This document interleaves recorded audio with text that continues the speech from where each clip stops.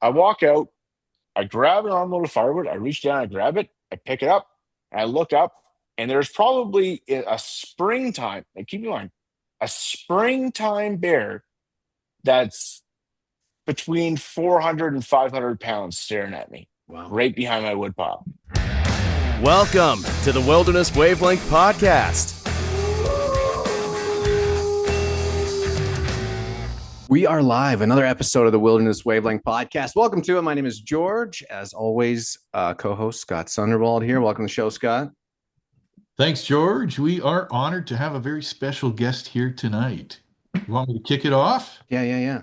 Yeah, we've got Ryan Marshall on the podcast tonight, mostly known by you folks as Marshall Bushcraft, a passionate outdoorsman. He's got a huge following on Instagram, YouTube, and TikTok. Millions of views. Published author of a book called Fire, Water, Shelter. We'll dig into that. He's taught at universities. TV personality on Wild TV that went for multiple seasons. And I think, Ryan, you're mostly known for your very fun and humorous approach to teaching wilderness skills. I know I've been following you for a few years, always enjoy your stuff. And it's funny with the online community, when you follow a guy for long enough, you feel like you know each other. And I think we have lots. So it's going to be good. It's funny, actually. I've been actually following you, I think, now for about 2 years. And I was actually super excited to see that you actually also recently published a book. And if I'm correct, that book actually made it to the top of the charts. Yeah, it's done well. So I wish you all the luck with your new book coming out. That's Yeah, fantastic. hopefully it does okay. I think my mom bought 10 copies, so if we sell 11, I'm going to be stoked. Yeah, put the bar low. That's what I did. I'm like, hey, if this is something they pass on to my grandkids, I'm fine. So if it does better than that, it's all gravy. I like the tagline you got for the book too, like a guide to modern bushcraft skills for surviving and enjoying the great outdoors. Because before we turned the mics on, we were kind of talking about your history. Like, you don't really consider yourself a bushcraft or survival expert, or how do you define yourself? Honestly, just like an outdoors enthusiast. The one of the biggest problems is that, like, in the outdoors communities or outdoor space anyways, is that people are like, I'm a survival expert, and like you listen to what they have to say, and it's always binary options. They're like, you should always do this, or you should always do that. You should never do this. And like, in my own experience anyways, there's not really, like, the outdoors problem set isn't solved with binary solutions. Like, I'll give you an example. All right, so your car breaks down on the back of a road, right? And now it's, how long do you wait? And some people, like, the standard solution is you always stay at the car, you never leave. Well, at a certain point, your car's going to run out of fuel, and while that is an insulated shelter, I guess, you're not going to have an additional heat source in there. So at a certain point, you're going to have to venture outside of the car. But if you look at, like, government websites, you look at many survival experts, many people, they just say the same thing, like, you always stay at the car. Well, if you're on, like, a logging road, like, actually, Scott, you live out by Rob. I'm not going to give your actual location away or anything, but those roads out by Rob, like those old logging roads, some of those aren't traveled down for, every time I went down those myself, you're plowing snow with your front bumper. So, like, if you're back there in the winter, how long are you going to wait? You know what I mean? So, like, as far as how I define myself, I don't know. I guess I don't really think about it that much, but as far as like a survival or bushcraft expert or anything like that, no, I'm just an outdoors enthusiast that has done some things and has my own opinion about things. I don't want to, give myself a moniker of expert on anything, because you don't, there's no course that says you're an expert. Like, Cody Lundeen actually was famous for, on Dual Survival, coming out and saying, like, yeah, like, these people are calling me a survival expert, but I don't have like an accreditation for that. And if Cody Lundeen doesn't consider himself a survival expert, I have no business even talking about it. Yeah, I think you're right about that. I've been to global bushcraft conventions and met some of the biggest names in the world, and so many of these folks are trying to make a course that is kind of the course. But as you say, there's so much diversity out there in the bush. It's like, what's the ecosystem that you got trained in? Is it northern boreal forest? Is it jungle? Is That's it such an desert? excellent Right? point. Yeah, everything's different, right? Well, and it's crazy because, like, I think about this all the time. I was actually thinking about this today, like how I kind of want to submerge myself in different ways of approaching the same problem.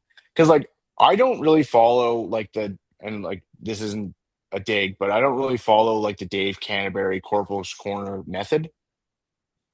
Granted, they have a lot of great stuff, but I don't think a lot of that actually applies to my environment. Like, you're not going to be out there with, what do they call it, like a whoopee, like the poncho, the insulated poncho that they have.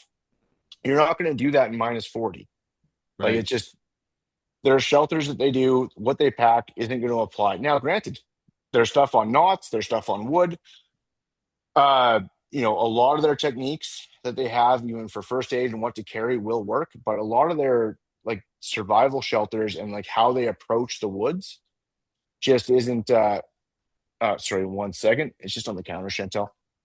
Sorry about that. But it doesn't really apply to the northern boreal forest. Hmm. Yeah. So where did you learn your skills? I mean, you obviously have skills. Some of your stuff looks to be sort of Morse Kahansky style northern bushcraft.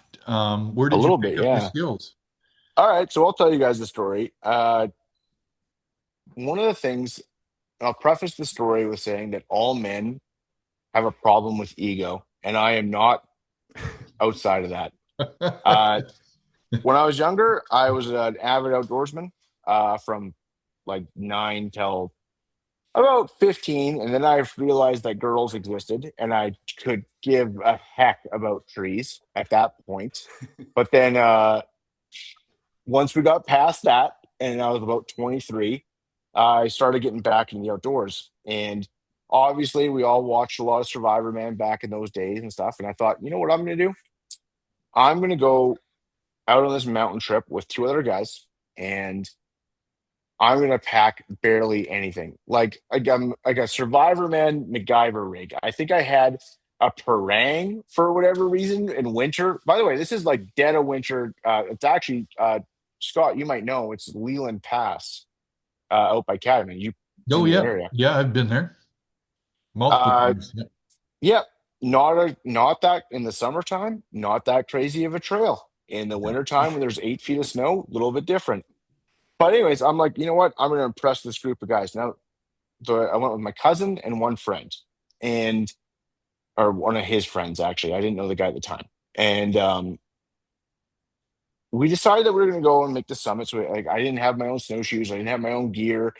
I'm just getting back in the bush, but I'm going to show these guys that I'm the guy. And so what ends up happening is I go to Walmart. I spend, at the time I was pretty poor, and still, by the way, still am pretty poor. Uh, I spend about $200 that I have on gear, and we hit the trail. Now we did one thing right. What we did that was right is we looked at the forecast before we went, and it was supposed to be clear skies the whole way. I knew at least that much. However, I was in fully cotton clothes and just gear that I wore at work, and it was 7, 8 feet of snow. I don't know. We never reached the bottom of it. I couldn't tell you, but it was over my head. And we start going up this mountain, and a blizzard rolls in, a bad blizzard. Like, you can't see the guy that's 5 feet in front of you, kind of blizzard. So you're just kind of walking in snowshoe tracks. And we kind of were above the tree line, and we start noticing that like some pretty severe, what I'd recognize now as like probably stage 2 hypothermia. Like, we're actually like, we went from chattering to like taking our sweaters off, and like we're actually, it's pretty serious. And we're like, all right, we need to bunker down, even though we're about like, I don't know. Have you guys ever went snowshoeing before? Like, Oh yeah. to walk to walk to walk 100 meters, it's like walking 400 meters regular. You're Yeah, I slowed right usually down. say it's 4 to 1. That's exactly. That's actually kind of crazy. Yeah, It's way more effort. And everyone thinks snowshoes keeps you on top of the snow, but it doesn't. It keeps you from sinking to the bottom, but yeah, you're always picking that heavy snow up every step. And so, anyways, I won't go, I want to take the whole podcast on the story because it is a little bit long, but we get to above this tree line and we're soaking wet from sweat. Again, that's a failure. Everyone should know you don't get wet from sweat, especially. And we have to find a way to start hunkering down for the night. And we look down because we're above the tree line and we can see there's like a cropping of trees. And we start making our way down there. And again, like we're talking, this is like from the point of exhaustion to the point of a problem is like 2 hours, right? We're exhausted. We realize we have a problem and we still have to go probably another 45 minutes to an hour just to get to the trees. And when we get there, they're all green. Every tree is green. And like, it was like, and like, listen, we all went out with guys before, like, you're joking and smoking the whole time, making fun of each other. You know what I mean? Like, talking shit. When we get there, everyone just kind of got quiet. And we're like, fuck. And this is like before cell phones. They're not cell phones, but this is before like satellite, like Garmin's and stuff like that. We're yeah. 4 hours of a hike from cell phones. Like, that's done. None of us have a Garmin because this is like 2018. You know what I mean? Like, this is almost a decade ago. Like, we didn't have that back then, and we weren't that avid enough to even try and have that sort of thing. I just told you I spent $200 on Walmart here and sent it, and like it gets pretty bad. And like we're uh we're like, okay, this is bad. Now, granted, I was smart enough. I did pack a bunch of fire starters in there. By the way, no tent and a 5-degree sleeping bag because that's what I had. I was gonna less shroud myself up a tarp shelter and be like, I'm the fucking coolest guy ever. By the way, that didn't end up happening. We'll get to that. But anyways, so where this outcropping of trees was right off this mountain cliff, and on the side of the mountain cliff there was like a bunch of scraggly brush kind of growing out of there.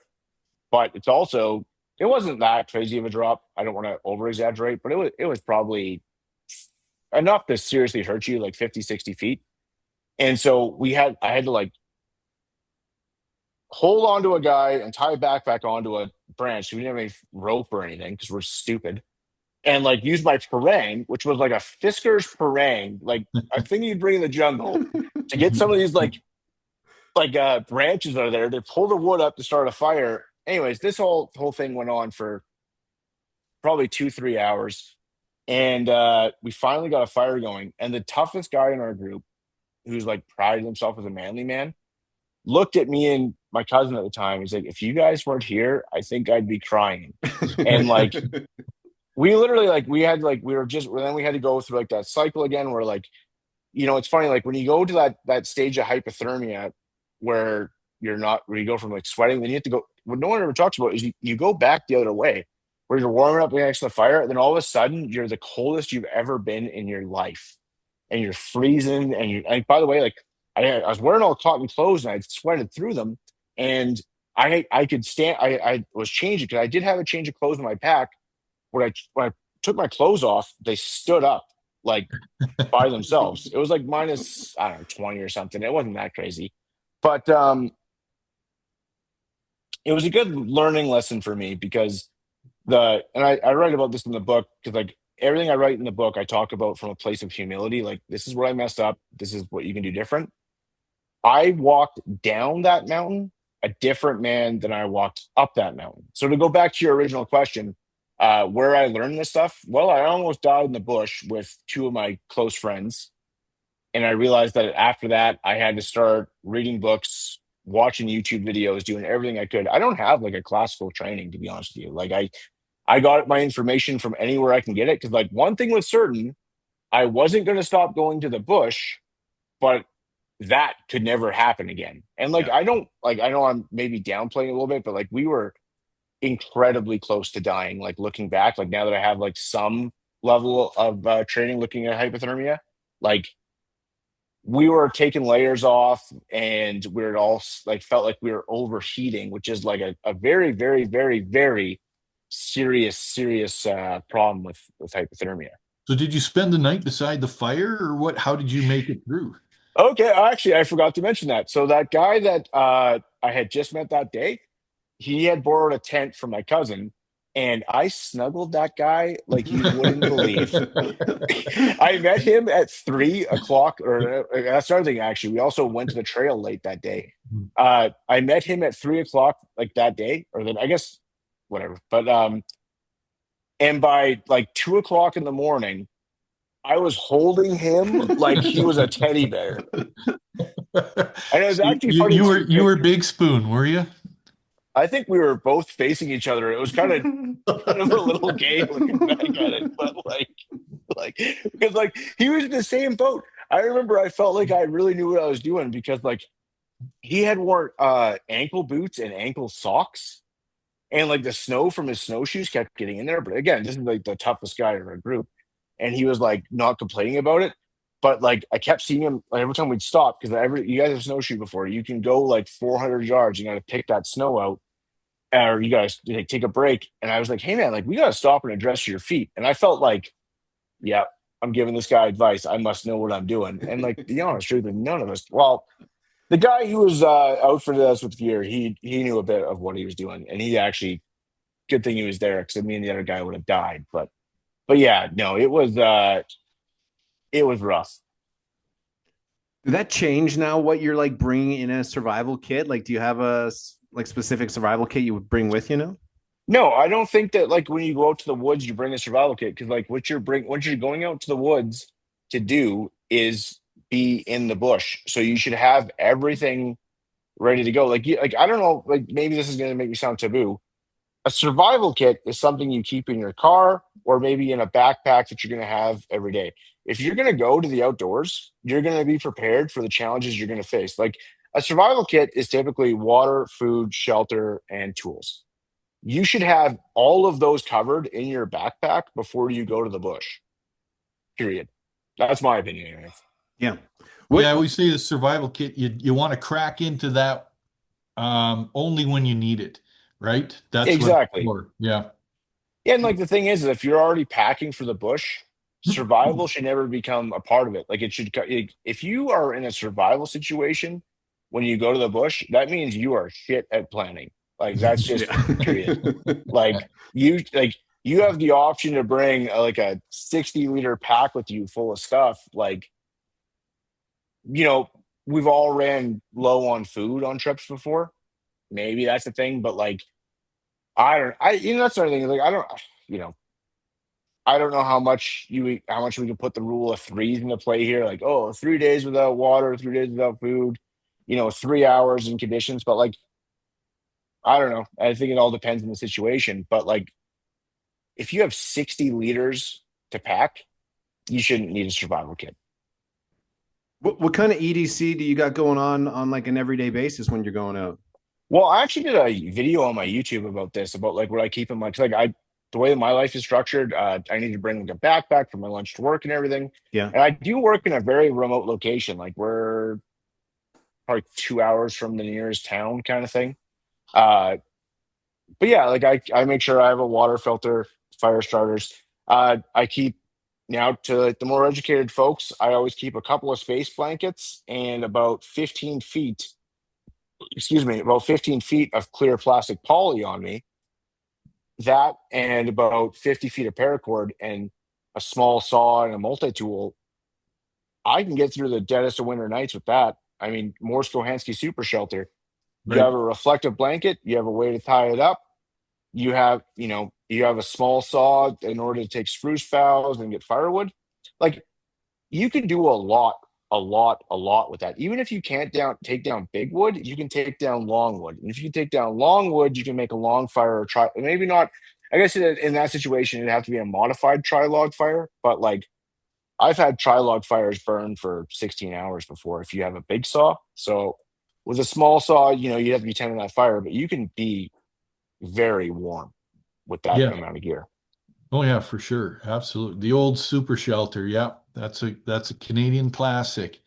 Yeah, Yeah, the more long so, fire is man. the long fire is underappreciated. So many survival books, when you look at it, they've got a lean-to, and in the drawing, there's this little round fire in front, and I'm like, you Yeah. have never slept in a Canadian winter. You try Well, minus yeah. 30 with that without a sleeping bag, you'll be dead by morning, right? You really need Well, to learn your long fire. that's just it. Like, if you look at like your fire has the reason why your fire has to go your whole body length is so that you're getting universally warmed up. If you have this wide opening and a small fire, it's not Yeah. universally heating. It just doesn't work.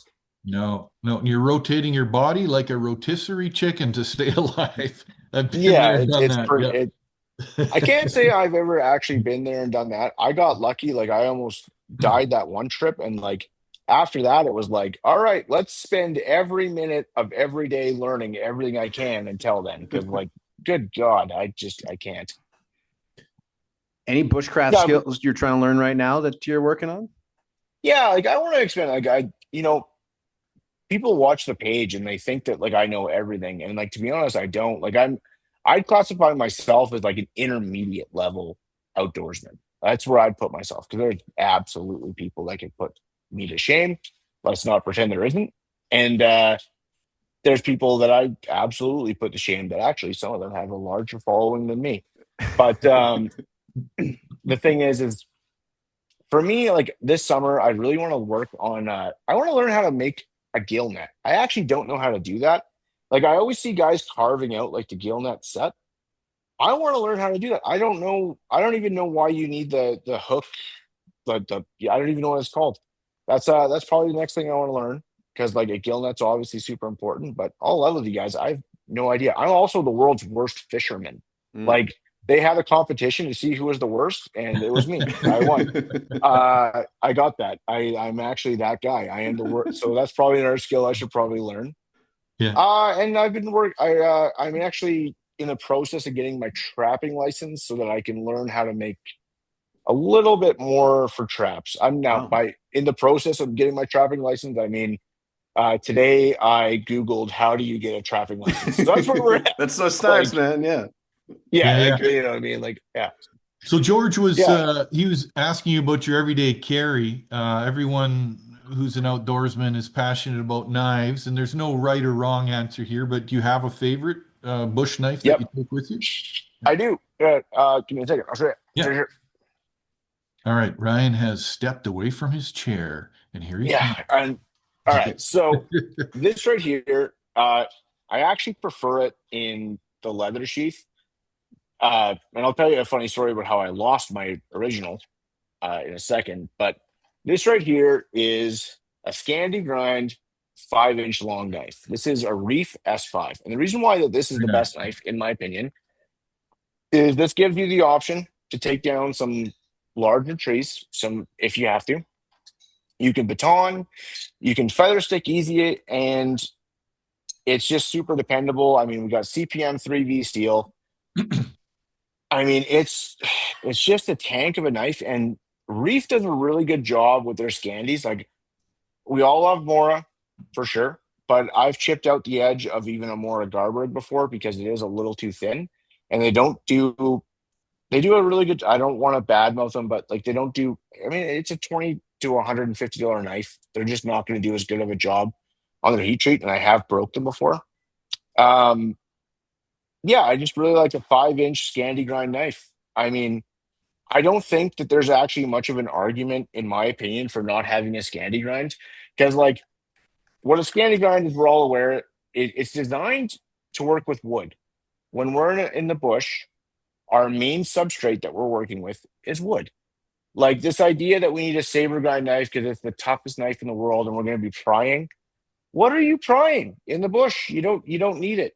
Like it's going to be your knife's primary function is going to be batoning, making feather sticks, cutting, maybe some rope and stuff. Like in the outdoors survival setting, in my opinion, anyways, it's impossible to not go with a Scandi grind knife.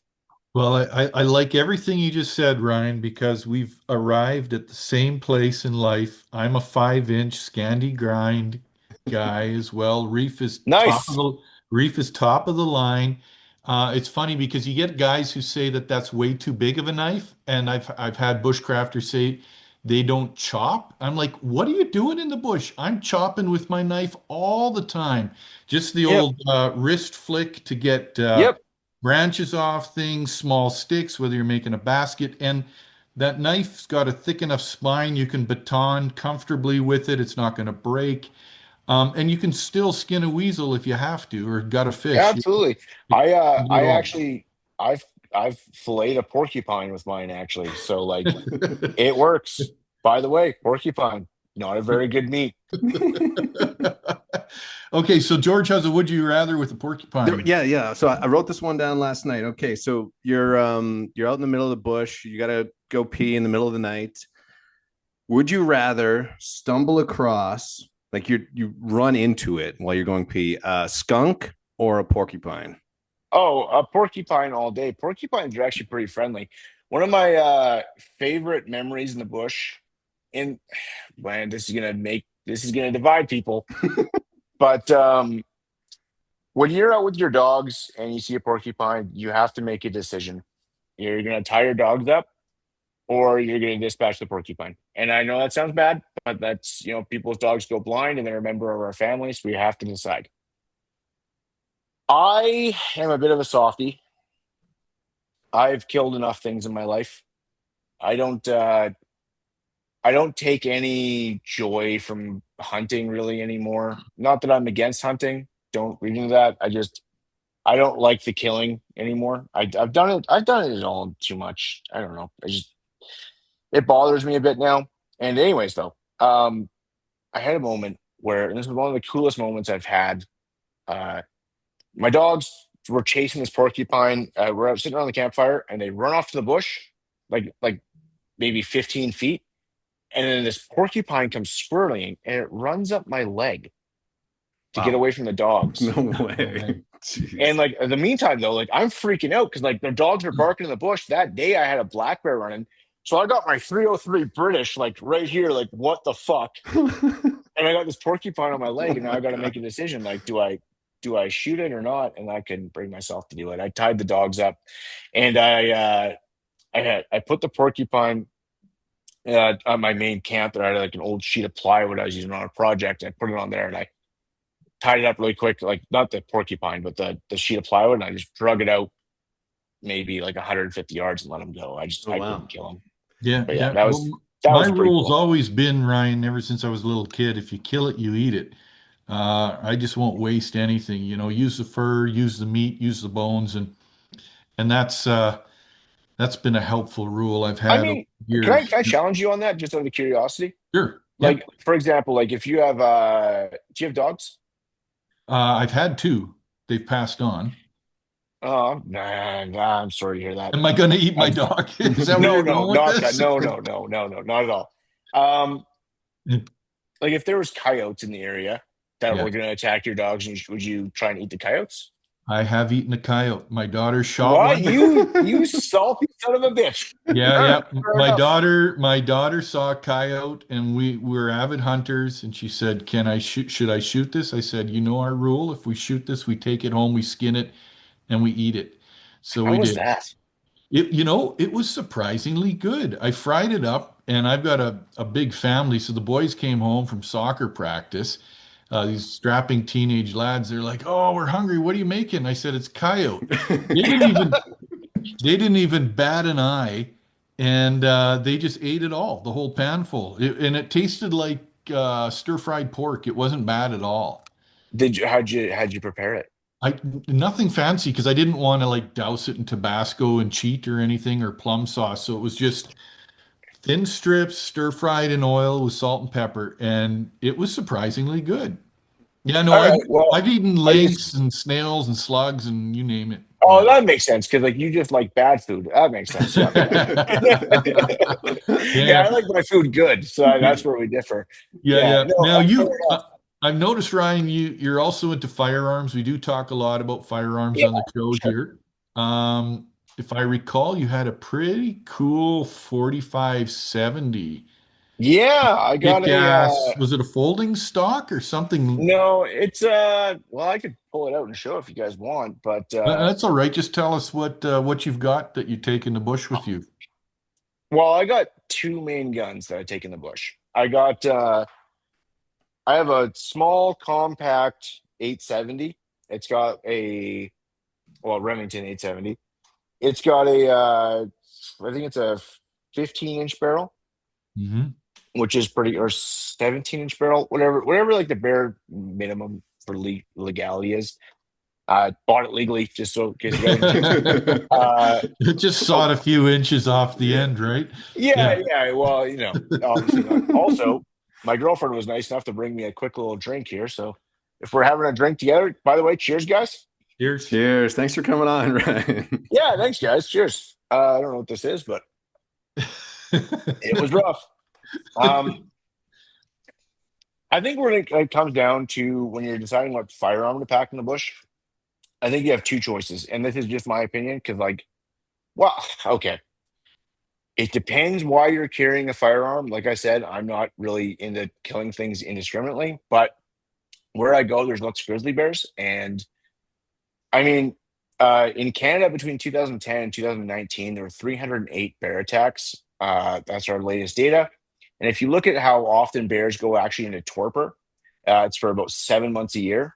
So you're averaging, while the bears are out, 7 to 9 attacks a month just in Canada, which is, again, it's funny I'm saying that, even though I always say in my book, like, don't worry about animal attacks. But I think for me, it's a mathematical thing. It's like last year I camped 187 nights wow. roughly. Wow. Yeah. Yeah.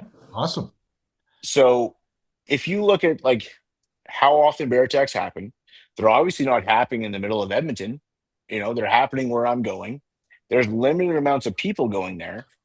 So it's kind of a numbers game, right? Like at what point is it going to be a problem? Now, for the average person, probably not. But if you're constant exposure, and I've had some pretty significant bear run-ins actually. So for me, uh, as far as firearms go, shotgun or 45-70, because shotgun, like if it's like grouse season or something like that, shotgun because you can switch the load up really easy. If it's grizzly bear, obviously we can't legally shoot a grizzly bear in Canada, but if it's between me, myself, or my dogs, I'm going to shoot it. I'm going to use a 45-70 with some pretty hot loads. Yeah. That's yeah. Yeah, again, I'm with you on that. Shotgun. If anyone's listening here, I always say if that's your first firearm, you can't go wrong. You can shoot You really everything. can't. You can shoot everything from a grouse to a grizzly with different loads, right? Yep. And it's nice to have in the bush. It's George and I were out a couple weeks ago and hunting for rabbits. You got the shotgun, but we also brought bear loads because it's been 20 degrees plus here in the Northern It's Rock. a it's Yeah. a thing that people don't remember too much in the winter is that like bears don't actually hibernate. They go into torpor. And that just means that they're resting. Like they get up to feed throughout the winter if they can. Like so in the winter when the weather picks up, grizzlies are out of their dens moving around. Actually, grizzlies would get out of their dens well before black bears do. Black bears, I mean, let's be honest. It's funny. Black bears take up about 75% of all bear attacks, and we look at them like they're just like, yeah, don't even worry about it. And that's because, and I'm sure Scott, George, I don't know your background experience, so I'm going to defer to Scott, but George, I'm sure that you have walked out and seen a black bear and been like, hey, fuck off. And that black bear went for a run. Yeah. Yeah. Like They're not it really interested in happens. coming over and saying hi. Now, with that said, my three most intense bear encounters were with black bears, not grizzlies. So take that as you will, I guess. But like, Yeah. you know, you have to be prepared, but you can't be scared. You know what I mean? Yeah. Like Totally. Yeah. that's how I look at it. People talk about these crazy stats, but their stats are wrong for this reason that you were alluding to it. They're like, oh, your chance of getting attacked by a bear, you got a better chance of being killed by whatever, some weird thing, a telephone pole falling on your head. And I'm like, no, you can't. You can't extrapolate across the whole country of Canada and compare us with people living in downtown Vancouver or Hamilton or Yeah. Toronto, because our lifestyles, if you're out in the bush 100 nights in bear country, you're in a very different situation than some Uber driver in downtown Toronto, right? Well, the way I'd like to describe it is like you have a lot greater chance of getting attacked by a shark in California than you do in Texas. You know what I mean? Like if you're landlocked, Yeah, there's yeah. if you're not subjecting yourself to the area where that animal is, those stats shouldn't count. I did a video talking about bear spray versus firearms and when it's appropriate to choose which one. And I did a lot of research for that video because I knew the backlash was going to be pretty big. And there are like a significant amount of bear attacks in Canada. There are. And like people don't want to hear that. They want to say like, "Oh, it's all fine." And like to be honest, I understand why people say it's fine because 90% of the time when you see a bear, they just run away. And like it's really easy to be lulled into this false sense of competence, or sorry, false sense of like complacency, I guess it was what it'd be, is where like you're like, yeah, every time I see a bear, they're just gonna run away. Cause like that one bear did, they all will. But like if you do the math, it works out to like 300 or like seven attacks or 6 or 7 attacks per year or per month, sorry, 309 over like the course from 2010 to 2019. And like there's a lot of fatalities in there. You know what I mean? Like it's if you go where the bears are, there's a reason why like the indigenous population was terrified of bears.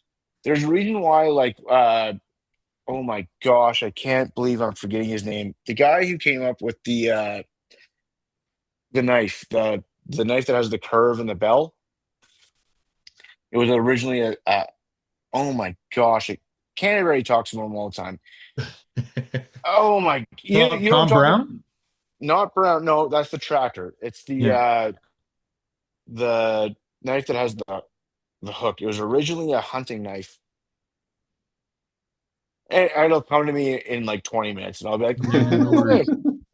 but anyways, a lot of the earlier explorers going through Canada were like terrified of bears because they were coming in and killing people.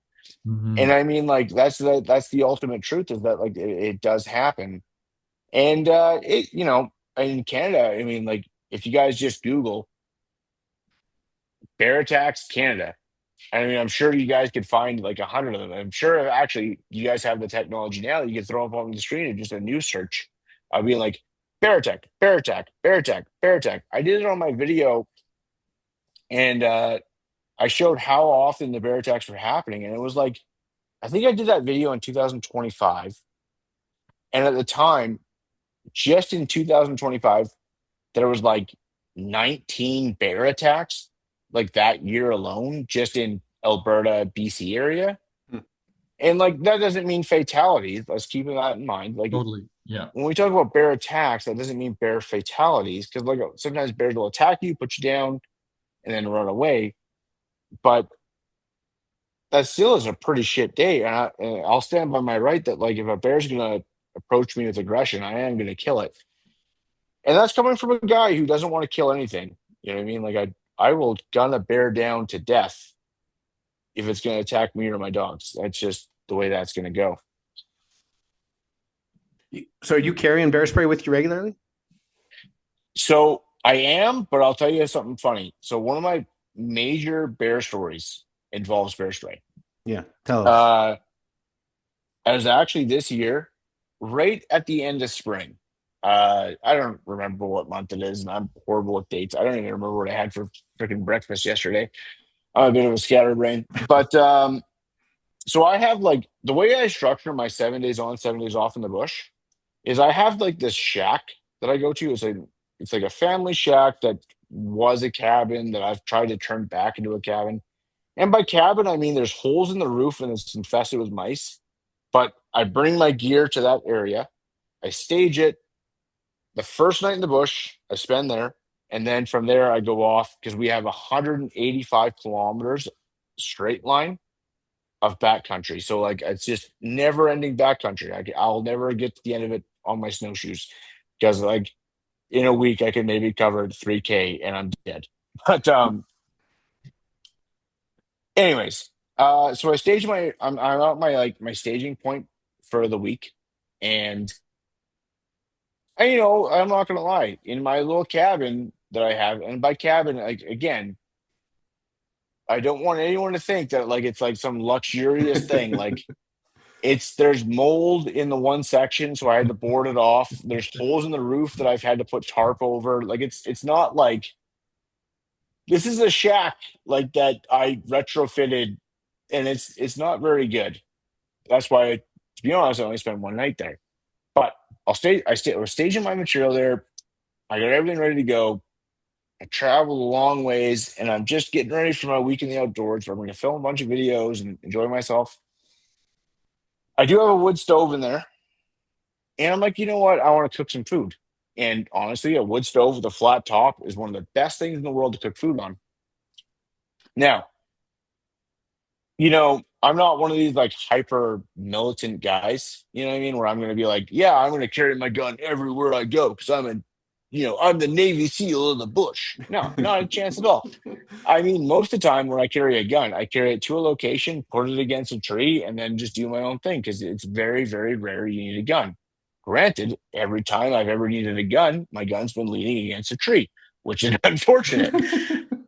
But so anyways, though, my gun's in the shack, and I had to go out and get an armload of firewood from my little pile out there. And I walk out, I grab an armload of firewood, I reach down, I grab it, I pick it up, and I look up, and there's probably a springtime, and keep in mind, a springtime bear that's between 400 and 500 pounds staring at me Wow. right behind my wood pile. A springtime black bear that's that big is fucking massive. So I did what anyone would do. I panicked and I dropped all the wood immediately. I yelled, fuck. And I pulled out my bear spray and I sprayed him. First time I've ever actually done that in my life. And he like did this. He went like, like that was the reaction I got. So I did that thing that we've all been trained to do. I ran away as fast as I could. Right. Like, I'm not gonna lie, man. Like, did I handle that with grace? No. And here's the worst part: is like, now, granted, before I tell this part, I was in the middle of nowhere, and it was not dangerous because there's no one around me for like probably 40 kilometers.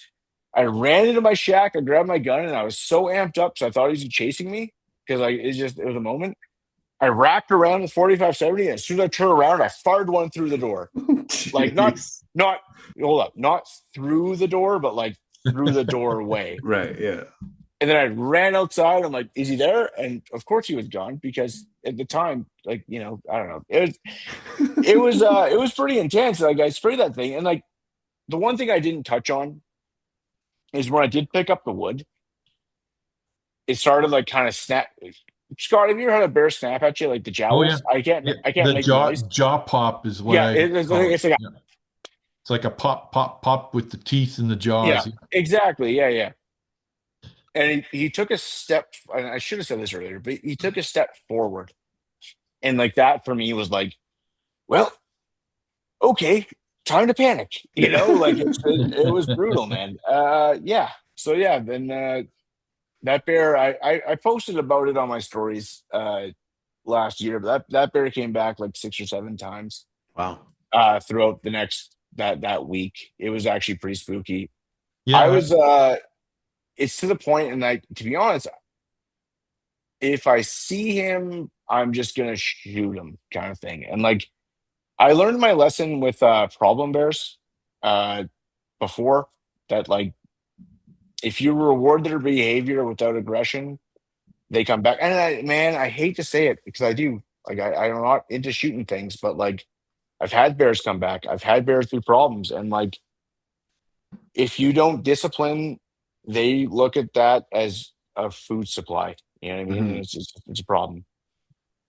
Yeah, I like to say bears aren't a problem at all until they are. And then it goes from being super benign to being your worst horror story of all time, right?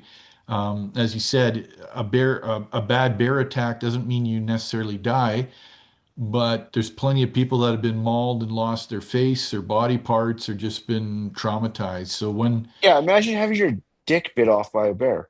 Like everything else is fine, but you don't have a dick anymore. Like, like, that would be a oh, problem. Usually they do attack the face, but hey, anything can happen out there, right? well, Yeah. actually, I've always been curious about that because I've personally seen a bear kill a deer before, Hmm. like in real life, and it didn't just kill it; it just started eating. Oh yeah. Like this idea that they're going to attack the face. It, I don't know. Maybe. I guess when it's you see not people, necessarily to kill it. No, you're correct there. There's if you've ever read Stephen Herrero's book, he kind of wrote the I Bible on actually haven't. bear attacks by Stephen Herrero. He's an Albertan and world famous. He's studied bear attacks all around the world, and he's got plenty of horror stories in there. If you're not afraid of bears yet, you read that book, and you will be. And No, it's he's not in for the gore. He talks very scientifically. This is what happened, but he's got stories of, a black bear pinning a woman down and just tearing off muscles off of her arms while she's alive, just eating because they can. It's not like a cat that needs to kill its prey. They're just so big and powerful, they can pin you and just start eating. So, yeah. And then like to be honest, like they're not going to be like woken up by your screams. You know what I mean? Yeah.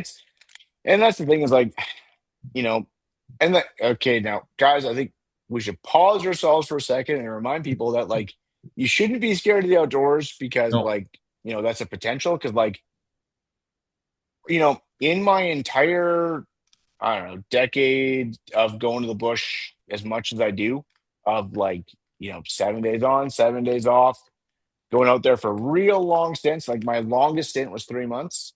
Wow. Like I have 11 significant animal stories. Yeah. Yeah. No, it is very rare, and you're correct. Everyone who's listening here, your chances of getting attacked or eaten by a bear are very, very low. Yep, they are low, It's much and more like dangerous getting in a car and driving through the city. But what we are saying is be prepared. And being I agree. prepared Yep, means knowing what to do if and when. I've had to run at bears with spray drawn. I've had to jump out of my tent at night with bears coming at my tent. So yep, things can and will happen if you're in the bush enough. And you don't want to be figuring it out at the time. You want to have a plan ahead of time. yep. And like for me, like I think I decided for myself that if I can carry a firearm, I'm going to carry a firearm. And people will argue and they'll say like, well, there was a study that says that you're more likely to have a death if you have a firearm. It's like, yeah, it's because people who don't know what they're doing with firearms for carrying firearms. And Mhm. also, a lot of our Canadian law prohibits you from actually being able to protect yourself with a firearm in the bush. Like, for example, let's say you're quadding. Well, the law states that if you're quadding in the bush, that firearm, if it's on your quad, has to be unloaded and locked out. Well, if you're going down a trail and you run into a bear and you have a firearm and no bear spray, yeah, you're probably fucked. Like, I think we need to look a little bit at our laws in Canada and make them a little bit more for people that are outdoors minded. Now, granted, I hate to say it, I don't think that every person should have a bazooka. I think there is some place for some gun control in the world, you know, because like when we talk about firearms or munitions, like I don't think that my neighbor should have a nuclear weapon. But at the same time, like if we're gonna extrapolate out, like I don't think that's reasonable. But at the same time, I don't think that semi-automatics should be taken away. I think Mhm. I think there's an argument for fully automatics not needing a place, if we're gonna be reasonable. Mhm. Because like, does anybody need, a belt-fed machine gun for like it'd be fun, but like, do we need that? No. Semi-automatics, I think there's an argument that we would need that for bear defense. I think there's an argument for need on that, Mhm. not want, but need. Especially with the rise in bear attacks. I don't think that it's unreasonable to say that, like, yeah, like a semi-automatic 30.6 or 308. I think that's a reasonable thing to have in the bush. Yeah. Ryan, when you're out in the bush, like you were saying, like you did like 187 days last year, is it like, are you filming regularly? Like, is it pretty much all content? Or are you going out there like with no filming in mind, or what's like, how does that work for you? It's funny. We're making some changes. I'm making some changes. This is, I say we, I'm a one-man team. Occasionally my girlfriend helps me film, but uh the honest truth, man, is, and this is like, behind the curtain, but when I first started, I was going out camping and I'd have a couple cool tips Yeah. that I was like, hey, this is something I've shown and I'll show this. And then like, you start and like, man, I don't know if I should say this or not, but like whatever, I'm gonna do it. You start getting followers, and with followers you start getting money, and then and like that's just the way that goes. That's the way that cookie crumbles. And it becomes a point where it becomes a job. Yeah. And I'll tell you, the last year when I'd go to the bush, it was in order to film content.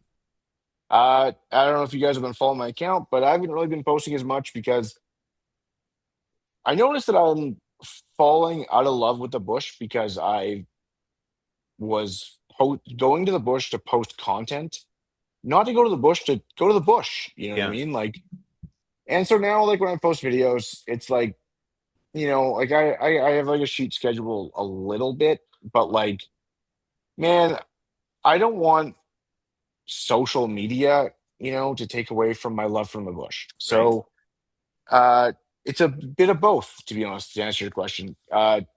Recently, I'm going to the bush to go to the bush. In fact, the last couple times I went, I barely even posted. Um, but yeah, I mean, like the thing is like as your account grows and like as things start popping off, yeah, it is also a business thing, and like that's the honest truth. Like you if you want to position yourself in the public space, like Scott, for yourself, you wrote a book, you have a social media account. Well, if you're deciding to put yourself in the public space, there you go. You got to be in the public space. And like, if you want to do that, then you have to put the work in. And that's the end of the day. That is what it is. And the thing is, though, you can't confuse it with like your passion. You know what I mean? Yeah. Yeah. There's like, you go out, you make videos, and you do that because it's, your fastest ticket to being able to go out there all the time. But the honest truth is yeah, there is a business side of things. Yeah. I think it's a bit of a cart before the horse. Now, I don't have near the following that you do, Ryan, but I can feel the trap. And what I've told myself is I'm going to go out and do what I want to do, whether that's hunt, fish, camp, backpack, survival trips, build a bow, throwing stick, whatever that thing is that I have a passion for. And then it'll be like the video camera or the photos, the Instagram is got to be secondary because yeah, you could really fall into that trap where then it Well, steals the joy, right? I'll tell you right now, like I'm rekindling my joy in the outdoors right now. Like I went from a guy who had like before I started posting videos, I had like I guess a lifetime experience, but like a really hard 7 years of experience. Like a really hard 7 years, like camping, you know, hundreds of days a year.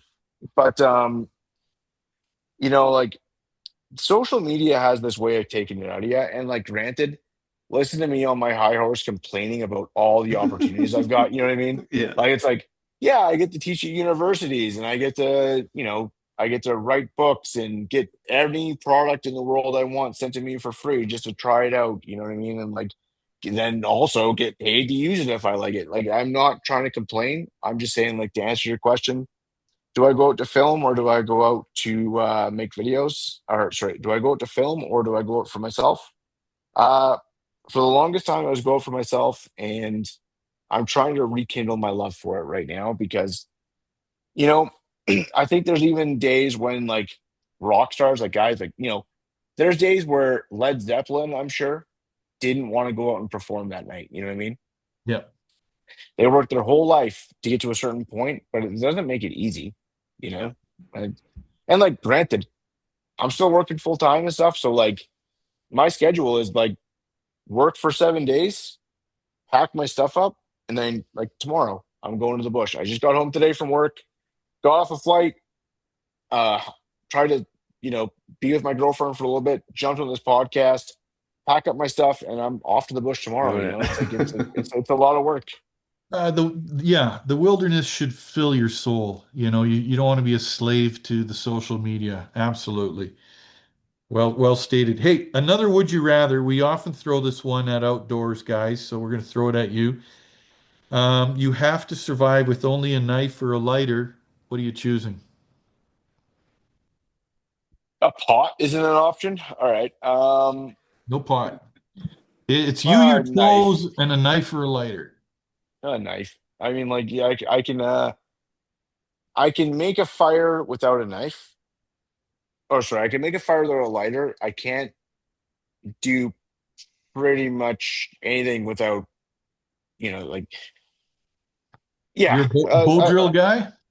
I can do a bow drill. Yeah, I Yeah. wouldn't say I'm a bow drill guy because like there's guys out there that are bow drill guys. You know what I mean? That can get it going. I mean, like I know like a ton of ways to make fires without a lighter. Um, but yeah, like without the ability to manipulate material in the outdoors, you're pretty fucked. I mean, like to the outdoorsmen out there, like your knife is like a carpenter's hammer. You can't put two things together without using that tool.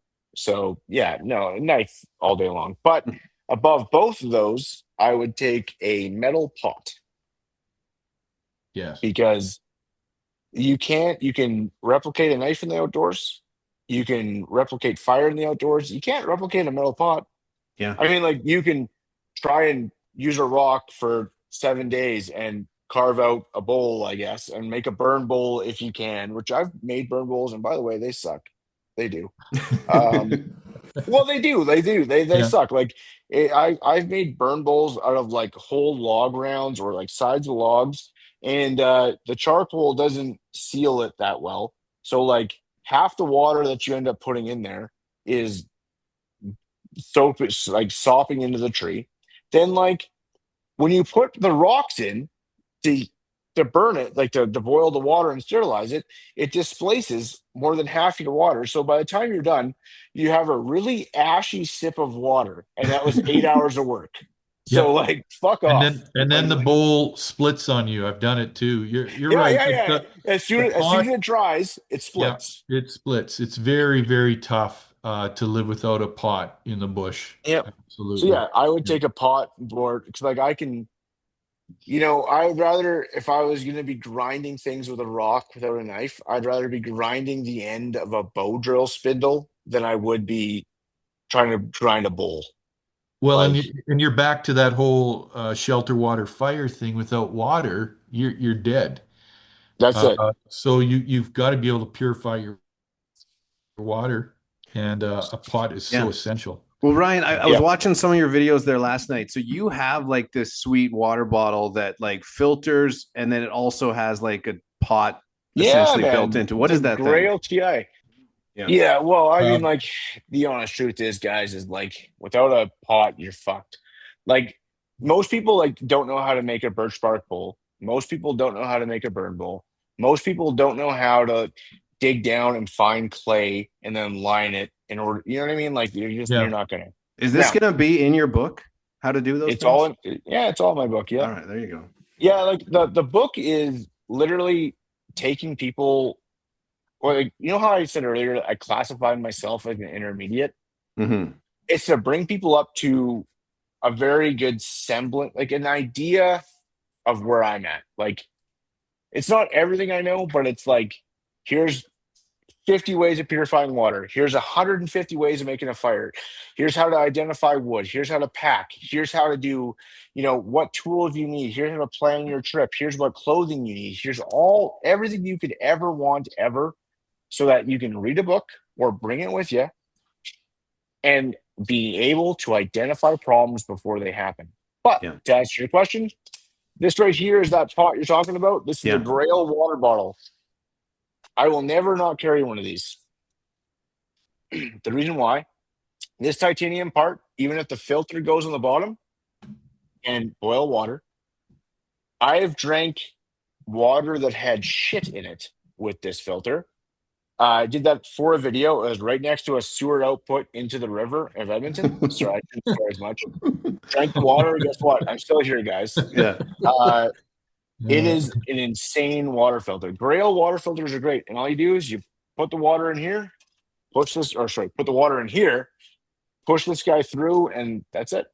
yeah, and you always have that pot with you, which is Yeah, fantastic. that's my EDC carry. Yeah. Yeah. It's Now, great. I know you've done some Instagram and social media on eating weird stuff in the bush. I have some would you Yeah, rathers, but I want to hear a bit of your foraging adventures. Have you eaten weird stuff out there? Bugs or weird yeah, berries, man. I've tried it all. plants? Give us an overview. Grasshoppers, good. Yeah. Uh, red osier dogwood berries, the worst. That's the Horrible. worst thing I've ever. So actually, That's up that's a until like, recipe for diarrhea, man. dude, up until I don't quote me on the year, but I think it was like 1990. Everyone thought that red osier dogwood berries were actually poisonous. And like even like Nesmik. Nesmik is the guy I was talking about earlier with the weird curvy knife. Okay. Yep. Nesmik in his diaries talks about how there's these poison white berries that no one can eat because they'll make everyone sick. They're actually not poisonous. They're just fucking disgusting. And I've had them, and my God, I could see why they thought they were disgusting. Look, this is coming from a guy who sprayed bear spray on chicken wings and then ate them. I would Wow. rather that. I would rather eat that than those fucking berries again. Bear Like spray those on things. chicken wings, right on. Well, you tapped on one of my would you rathers. Would you rather eat a bowl full of grasshoppers or a bowl full of snails? Now, I've eaten both, so what are you picking in the bush? Grasshoppers. Grasshoppers, you pull out the insides so you don't get the parasite, you cook them up, and honestly, they're not actually that bad. I've never actually ate a snail.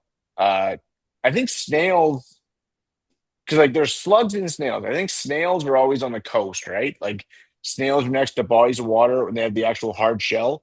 Slugs are the ones that slime up plants. That's my understanding, anyways. I could be wrong. I probably am wrong. I'm wrong about a lot of things, but I would I would imagine I'd take grasshoppers. Grasshoppers. How about you, George? What are you taking? I mean, just the thought of like cooking up a slug or a snail over the fire, toasting it a little bit. I like the idea that I'm gonna go slugs or snails. Yeah, I'm gonna Oh, try that. Snails. fuck Yeah, you, it George. sounds That's gross. fancy, even. I feel like it'd be easier to Actually, catch than that's what grasshoppers too. that's what escargot is, isn't it? It's like It is Yeah. it's snails, but snails. I have to go with Ryan on this one. I've eaten both. Escargot in a restaurant is heavily buttered with garlic, and basically you don't taste the snail. I've done the snail in the bush, and it's like a rubber band that tastes like snot. Mm. Uh, Am I it, Sold. Scott? it's Can you educate me on this? Am I correct about like the snail versus slug, or am I wrong on that? Well, Like, yeah, the are there slug, of actually course, the slug has no shell, of course, and you do find them in Alberta. We do have water snails here, though, so you can find them in lakes and rivers. interesting? And but if you, I used to work on the BC coast, and you'd have both. And I grew up in the Black Forest in Germany. We'd get snails the size of golf balls, and man, that would be a mouthful of goo. But grasshoppers, as you say, are pretty decent. To me, they taste like a shrimp that was left out a bit too long on the counter, but Mm. I I'll would take that. actually, yeah, I'd agree. Yeah, although what's funny is that grasshoppers actually have an interesting amount of parasites in them, so you Yep. do have to make sure you pull them. You Yep. can't just eat a grasshopper. But yeah, I've Nope. had grasshoppers. Like they're like Oh, especially when you cook them on a fire on a blade of grass. Right? I'm sure you've done that. You take mhm. the grass blade, like the stalk of a piece of grass, and you would imagine I know what type of grass it is, but you poke them through, elevate them on the fire, rotate them, and it's not that bad. Mm. Yeah, all these bugs have parasites. I've stomped a grasshopper once, and two giant horsehair worms crawled out of the abdomen, each a foot Yeah. long. So be aware. Hopefully, Don't eat your yeah. bugs raw ever, ever. And snails, like liver flukes, all sorts of horrible parasites, are often connected to the life cycle of the snail, so never eat them raw either. Okay, one more crazy would you rather eating. Would you rather eat a bowl full of frog eggs or five mice? Oh, fuck you. Um, okay, do I get Five to prepare it mice. myself? Yeah, but you don't Prob have like spices. You're out there in the bush, so See, and that's yeah. Probably mice because there's more calories. Like if at the end of the day, if it's gonna be disgusting, it's got to be a nutrient thing. But I'll tell you this: I'd prefer a cheeseburger to all of it. You know. Yeah. Hey, is that a Pilsner I see? yes, it is. Oh, there you go. Cheers. Green diesel. Um, Yeah, there you go. George, how about you? What are you picking? A bowl full of frog eggs or five mice? Frog eggs, mice. Do you cook frog eggs? What do you do with a frog egg? I To be I honest, cooked I don't them. know. I've eaten both and they're both disgusting. But Yeah. so what do you? You've I'll ate a tell you what mice? I'll do Mouse? after you make your pick. Okay, I'm gonna go probably mice, and I feel like just like skewer over a fire and toast them up. Yeah, I'm gonna go mice. Sure, Yes, you're Yeah. right. I'm Because right. the frog eggs, again, you get that they don't scramble like chicken eggs. They're gooey No. and snotty, and they have kind of this horrible swampy flavor, and it never Yeah. leaves. Yeah. You want to puke when you eat them, and I have eaten them. Hmm. Man. Mice, if you skewer them and do kebabs and Yeah. just roast them over the coals and get them like crispy, almost like jerky, they get kind of crunchy. They're not bad. Like get a lot of that willow smoke in them, and you'd eat it. Yeah. Like diamond willow, you're saying, or What's that? like like like diamond willow, you're saying, Oh or because like yeah, I know it's like yeah. the different Willow's willows nice have for like smoking meat. Willow and yeah, alder are your choice for yeah, smoking meat yeah. there. Yeah. I don't just read. I've never actually ate a mouse. I've never ate frog eggs, so I couldn't speak to that. Uh, and God, I hope I never have to. Like, I'm not gonna lie. Like, I was in the book, I talk about like all the things you should do. Like before we actually get to like survival stuff.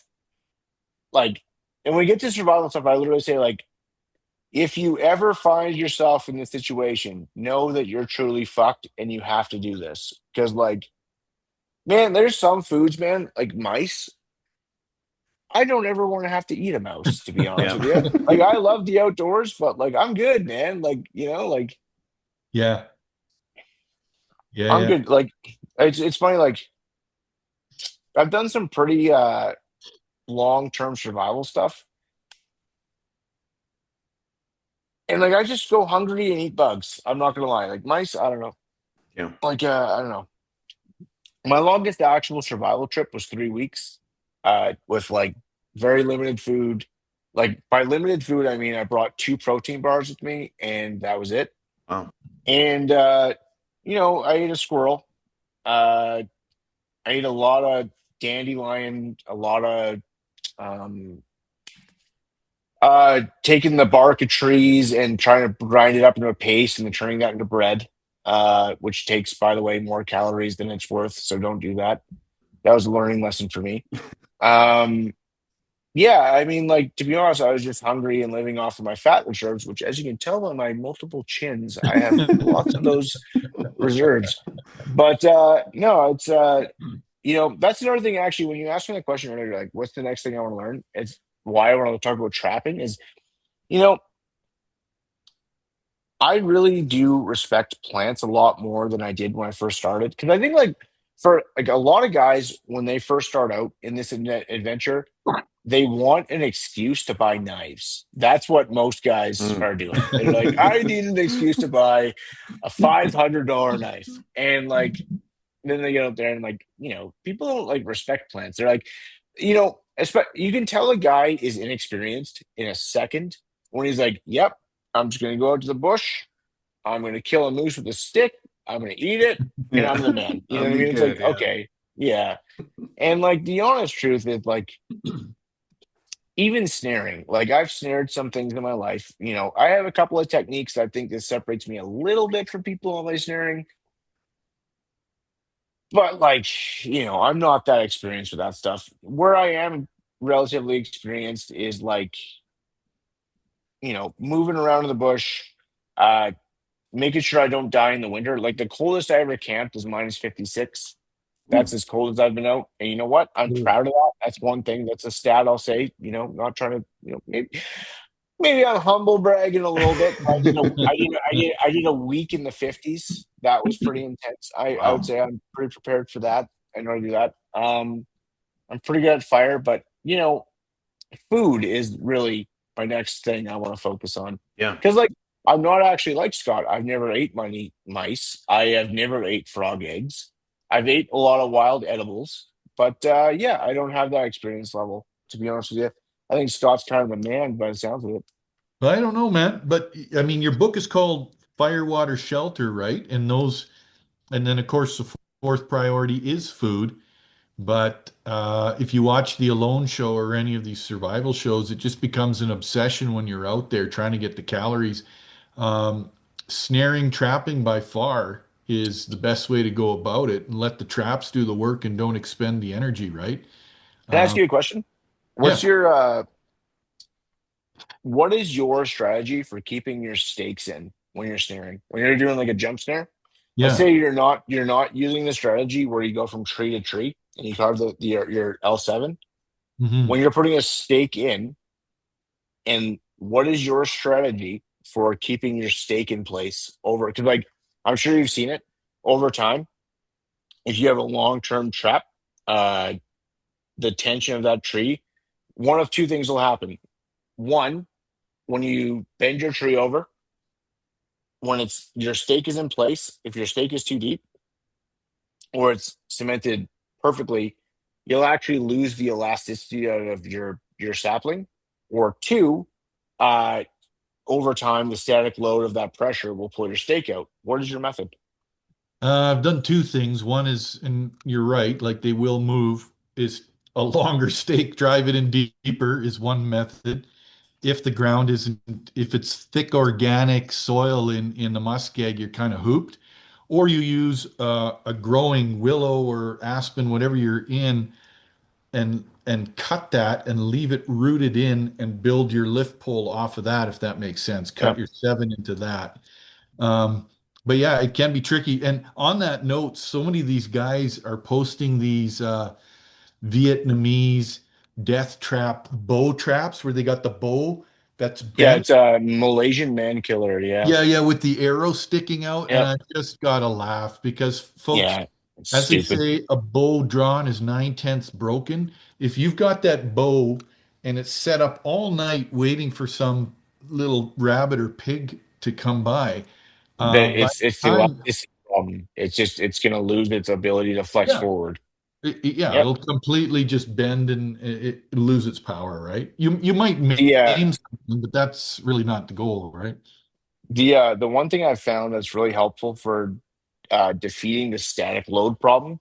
Because I don't know about you, but like sometimes when you're going through heavily rooted areas, you can't get down that far. Like in areas, especially where you have a lot of poplar and sagebrush or um, red osier dogwood, for example. All these plants are these plants that send long roots, and you're not going to hammer a stake through long roots. I mean, like you might as well hammer it through concrete.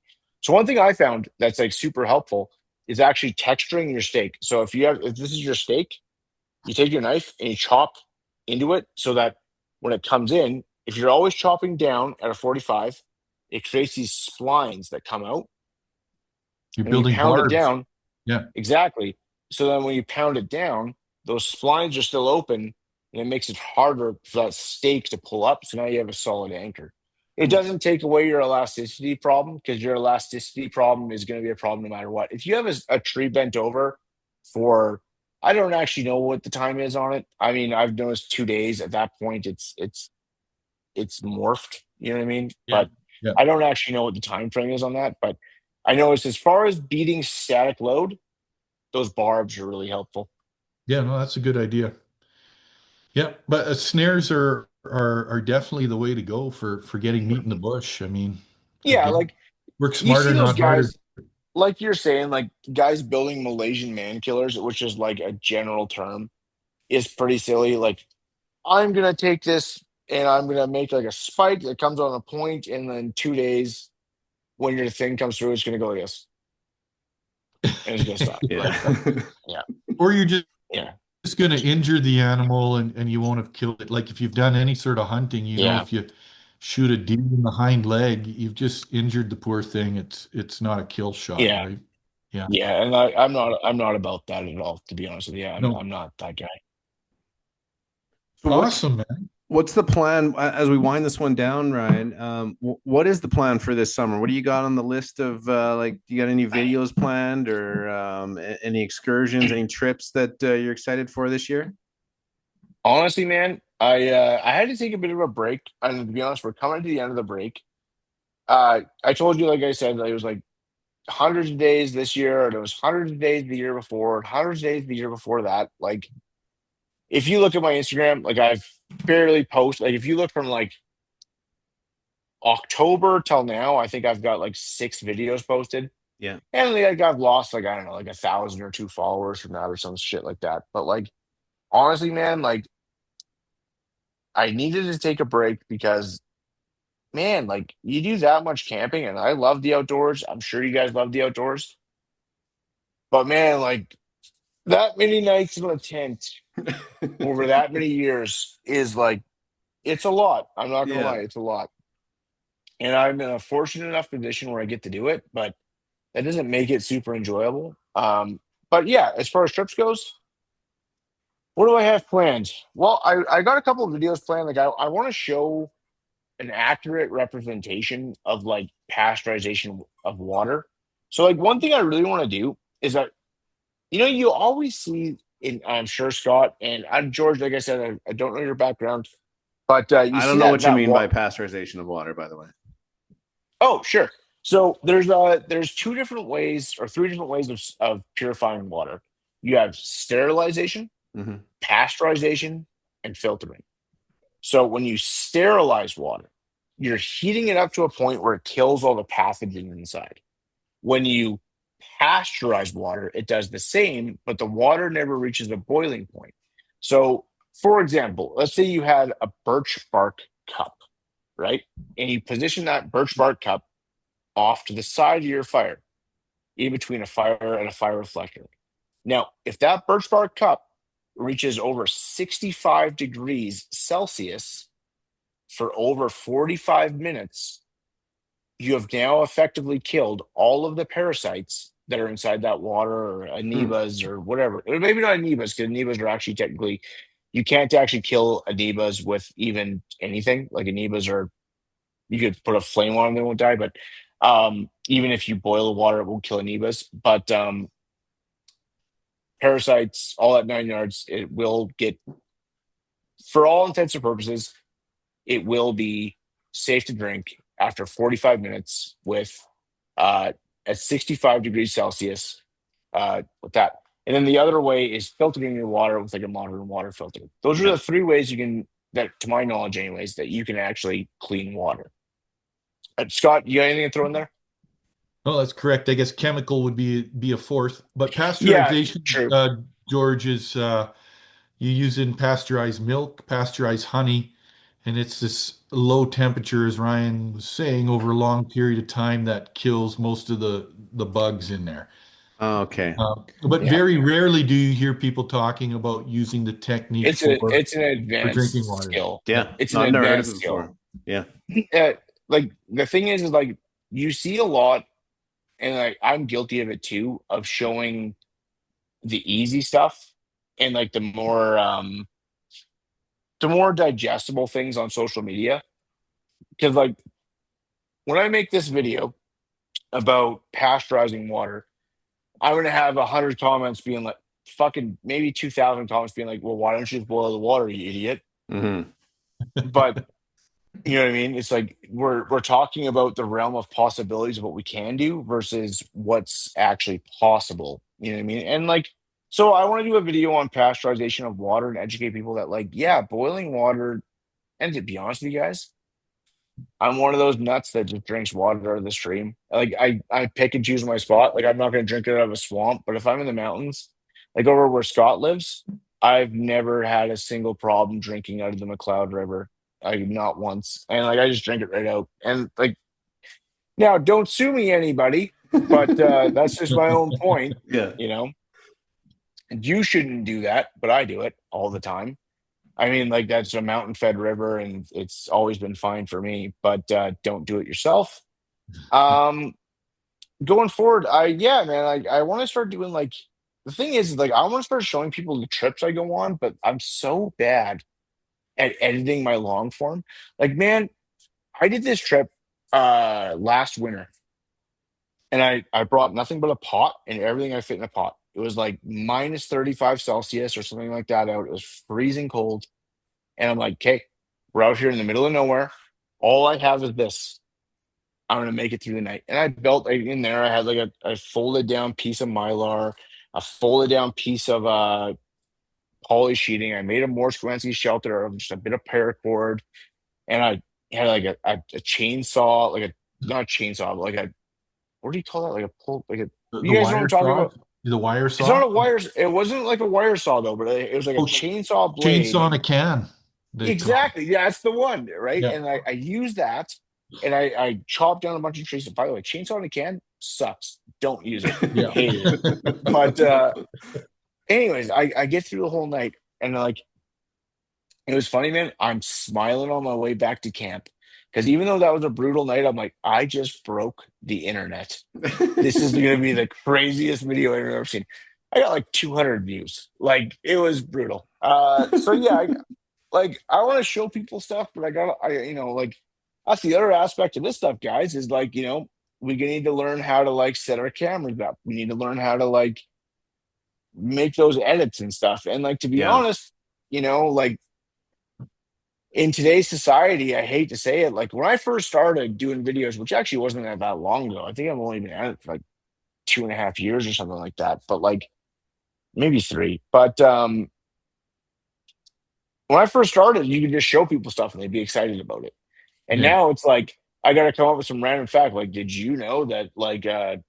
morticians put butt plugs in you? And they do, by the way. But like, and then jump into a bushcraft just to grab someone's attention to be like, hey, I want to show you something, Yeah. So Like and like when you did bushcraft on a toilet. I watched that one earlier. That had me surprised at the end. bushcraft on the toilet. Which one was Yeah, that? you were talking about oh geez. I watched it Something on the toilet. yeah, yeah, and then you bent the camera down, you're sitting on the can. And you had Oh, done the whole record on the toilet. But anyway, no, you bring up an interesting point because there was a time I gutted a deer with a flint hand axe, and I thought, fuck yeah, yeah. this is gonna break the internet. Like this is next level. And then another time I lit a fire with a sandwich bag and water using Yeah, created a yep, lens and the refractory. sun, and I thought again, Yep. yeah, this is gonna go viral. Nobody gave a rat's ass. But then I do Dude, something really stupid, and they're like, "This is amazing!" Just a little filler activity, right? my best video of all time is 8 million views, and I took alcohol-based hand sanitizer and used that to start a fire. Like what? Like of course that's gonna light a fire. Like what are we talking about right now? Like I was just like, by the way, oh, use a ferro rod, and they're like, oh my god, are you the Yeah. fire messiah? Like what are you talking about right now?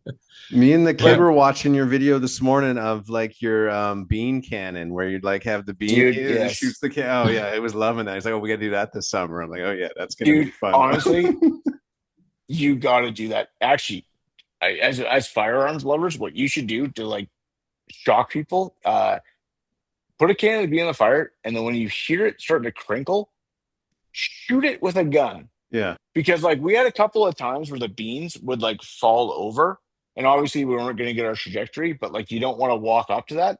When you shoot that, the I don't know what it is. I'm not a you know Physicist. doctor of science. Yeah, exactly.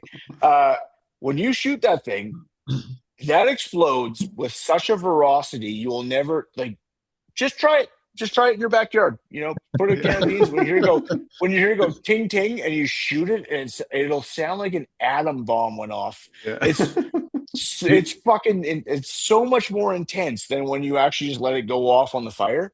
Like Yeah. it's insane. But yeah, the bean can thing that was kind of fun.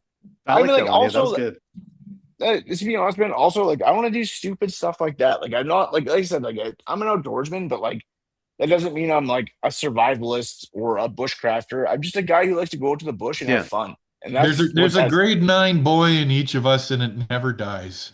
Yeah. Yeah, man. That's Sometimes these 100% guys it. take themselves a little too seriously when we're like, all right, man, like we're here to have some fun. And I think that's what we started off this podcast with was like your book, Fire, Water, Shelter, a guide to modern bushcraft skills for surviving and enjoying the great outdoors. It's like just an excuse to get out there and have some fun and like, yeah, Yeah, spend some time.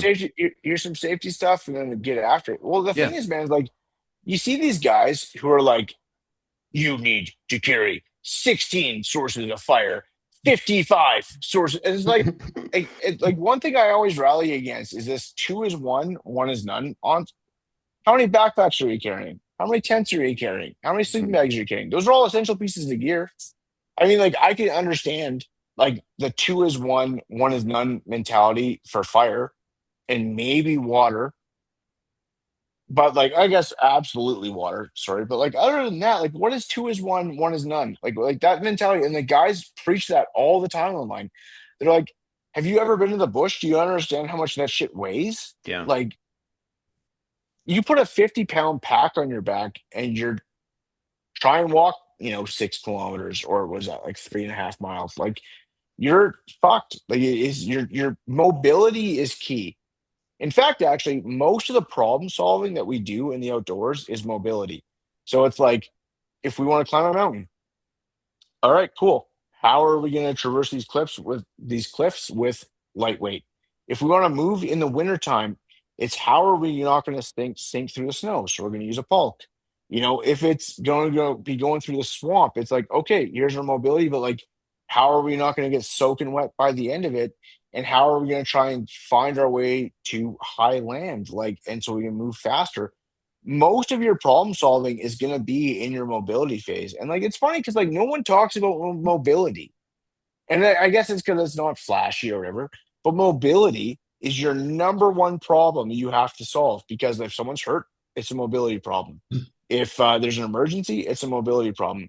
If it's, you know, any situation that you find yourself that's an emergency, it's a mobility problem. It's never like, I can't have a fire because, like, well, I guess it can be, but like, very rarely, from my experience, is it anything in a situation like that. The situation I told you guys before, we're freezing to death. If we could have got out, we would have got out. We couldn't get out, so our secondary problem now became mobile. Like our first problem was mobility, our second problem became fire. You know Mm-hmm. what I mean? Like it's always a mobility problem, Yeah. and it's crazy. Like yeah, but yeah, that's my rant for the day. Thanks for coming. TED Talk. Well, thanks so much for coming on, Ryan. I mean, I would love your passion for it, and like your content's awesome. You can find Ryan at Marshall Bushcraft on Instagram, YouTube. The book. So, is there like a release date for the book? Like, I know you guys are in like Yeah, pre-sales April right 7th. now. April 7th. April 7th. Oh, sick.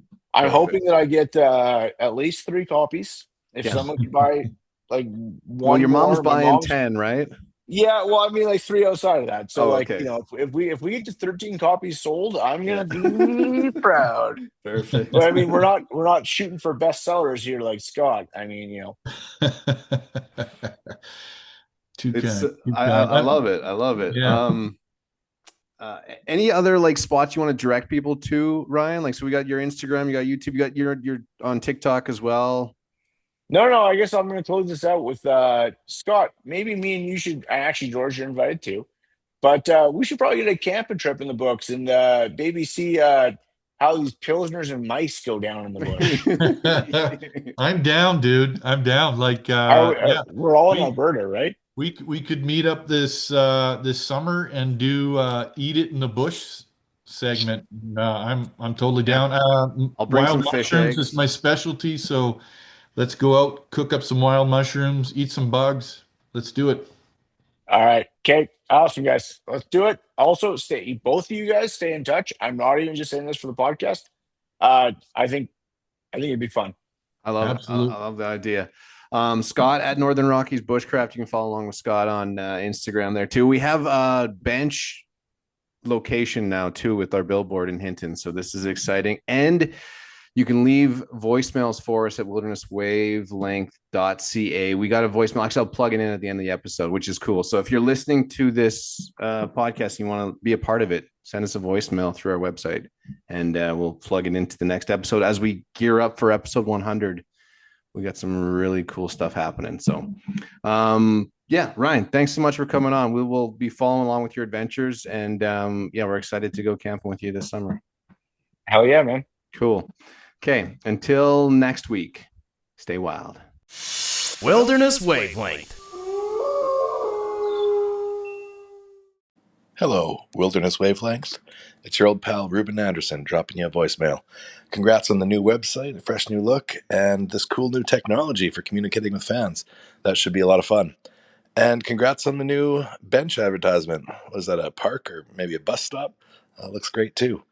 Looking forward to getting together with y'all and sharing a glass of whiskey, maybe recording another podcast in the near future.